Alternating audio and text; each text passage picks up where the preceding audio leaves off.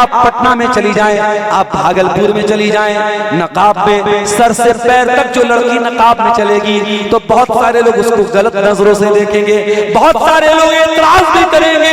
ओ मेरी प्यारी बहनों, हिजाब सर से लगा के रखना, हया से दामन सजा के रखना।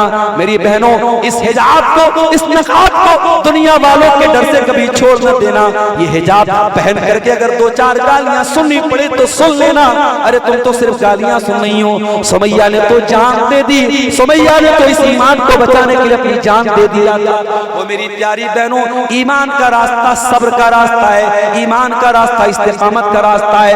वतवासौ बिस्सब्री, अगर नुकसान से और खसारे से बचना है तो चौथा काम ये करना पड़ेगा कि तुम्हें सब्र अपने अंदर पैदा करना पड़ेगा। अब एक बात ये भी समझ लीजिए, सब्र का मतलब क्या है? सब्र का मतलब भी समझ लीजिए। आज की तकरीर का खुलासा सब्र किसको कहते हैं?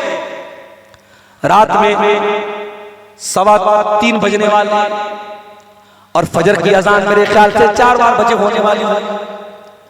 आप अपने घर पे गए, 15 मिनट बाकी है, रात भर आप तकरीर सुन के आए हैं और फजर की अजान में मान लो 15 मिनट बाकी।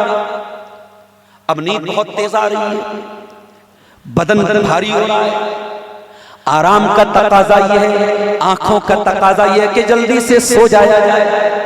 लेकिन हय्या अलस्सलाह, अस्सलातु खैरुम मिनन नौम का तकाजा ये कि नहीं, फजर की अजान हो जाएगी, मैं नमाज पढ़ के ही सोऊंगा, मैं नमाज पढ़े बगैर नहीं सोऊंगा। यही तो सब्र है मेरे साथ। अपनी ख्वाहिशात पे कंट्रोल करना।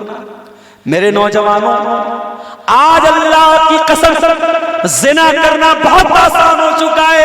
लड़कियों का नंबर भी आपको मिल जाएगा, लड़कियां चैटिंग भी करेंगी, लड़कियों के मैसेज भी आएंगे, लड़कियां मिलने के लिए तैयार भी हो जाएंगी। आपको ज़िना करने का, आपको गलत काम करने का पूरा मौका भी मिलेगा।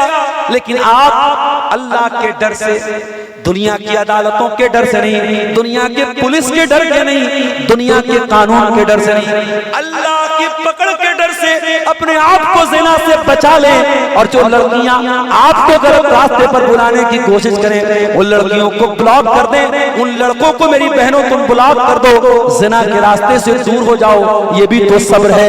वतवासौ बिस्सब्री, अपने नफ्स को बुराई से रोक लेना, बुराई के तकाजे से अपने आप को कंट्रोल कर लेना, ये भी तो सब्र है। और कुरान कहता है अगर खसारे से बचना है, अगर नुकसान से बचना है